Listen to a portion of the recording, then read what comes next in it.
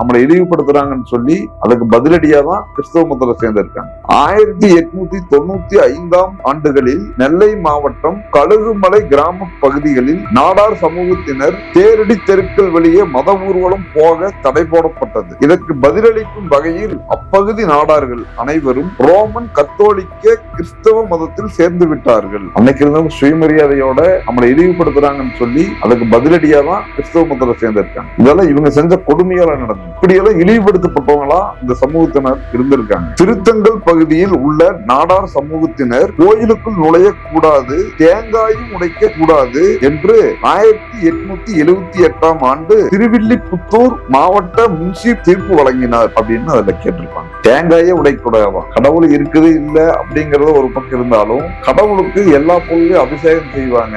ஆனா பனை மரத்தினுடைய இந்த பதனையிலிருந்து அவங்க அபிஷேகம் செய்ய மாட்டாங்க. ஏன்னா